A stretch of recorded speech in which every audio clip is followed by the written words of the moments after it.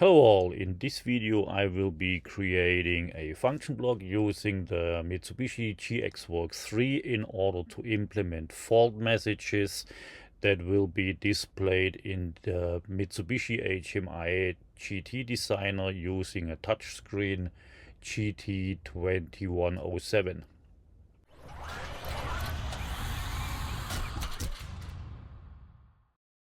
Hello and welcome back. This is Gerd Zeller from Zeller Presscontrol system, and off we go. Well, first of all, a short explanation. Why do I use a function block? I use a function block because I write a large program where I use multiple, or where I have to create multiple fault messages. And in order to prevent me from writing the code repetitive, I will be just using a function block.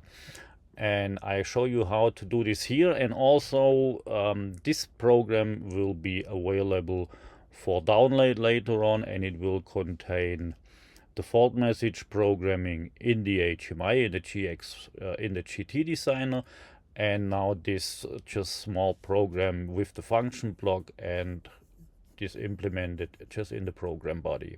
All right, and here we go. So in order to create a new function block in a new program from the MailSoft, from the GXWorks 3, we will add new data and select the FB file. And in this FB file, I will be using a new function block, which I call FB for function 4002. That's just a number that I made up on my previous structure, and it will called fault underscore im for immediate fault, so not time delayed. And this will be written in ladder logic, and just click OK, and off we go to do the programming. And first of all, we have to set some labels for input and output on the FB, and I also have a better explanation video already made up that I'm gonna just link in the description below, and you can have a look at that too. So in order to do that, I will just write the label IX enable. That will just enable the fault, like after you switch the machine on, you use the power on, and then this block will be enabled, and this will be a variable input. And also there will be the IX signal. That's the actual signal. Let's say maybe you use just a circuit breaker from a motor or something similar to that, and that's also an input. And the last one is the fault reset. Of course, we have to reset the fault after it occurs. So IX FLT reset, and I use the IX or the X, so I know that it is a bit. So that's an input, and then a bit here. So that's the input, and then the QX for the output, and then it's just an FLT. All right, so that's also a bit, and that's the variable output. Here we go. All right, so after this is done, we can go ahead and write the program code. This is just gonna be very short. We're just gonna use a rising edge in order to reset. So that will be the IX fault reset, and that will just reset the QX FLT. And in order to create the fault message itself, we will use the IX enable, and the non-signal, so the IX signal using a normally closed, and we set the QX FLT with that. That's like a very simple logic, but like I said, I do this so I don't have to write this program always repetitive, and it just goes any faster than writing it always newly. So after the function block is created, we can just go ahead, go over to the program body, and we can just go ahead and drag and drop the function block in here, and then we need to make a label. I'm just gonna use a local label, and I call this just fault number 1. Number 1. There we go, and just put some bits on there.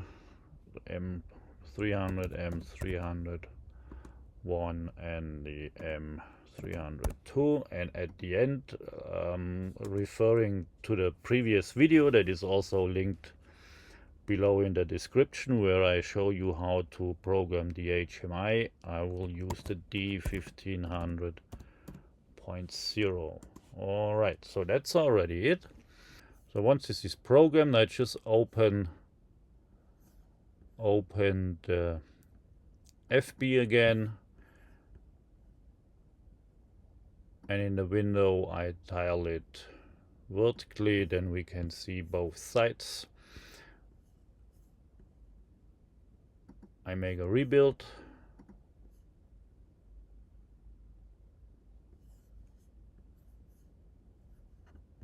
On the output there should be no fault. Alright, after the rebuild is done, we just switch on the simulation.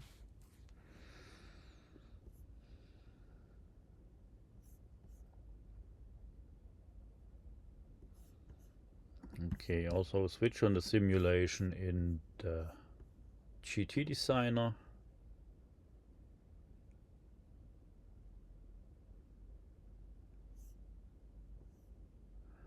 Go over to the fault message screen. Like I said, this was done in a previous video.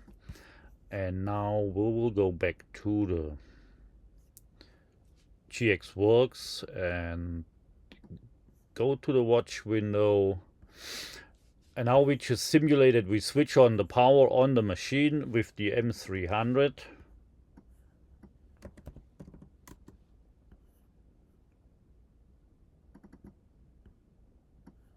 And the circuit breaker is not on.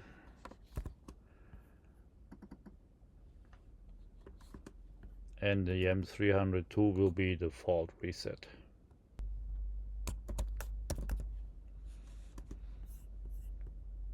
So I can make this a little bit wider here, and then you can also see the description of the bits right here. Okay, so what's gonna happen if I switch on the M300?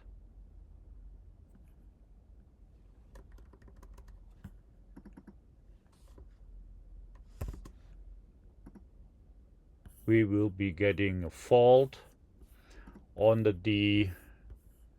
I put this also in here, the D1500.0.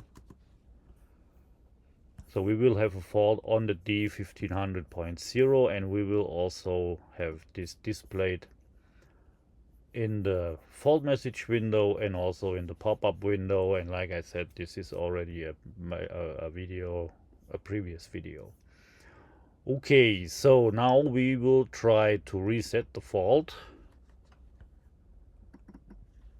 And that will not work because the bit is still on 0. So even if the fault reset is set right now, because I have a positive edge in here and the signal is still off, which you can see here, the fault message will not disappear. So what will need to be done is that the M301 will need to be high, in order to get the precondition for the fault, and because it is a positive edge, I will have to set the M302 again.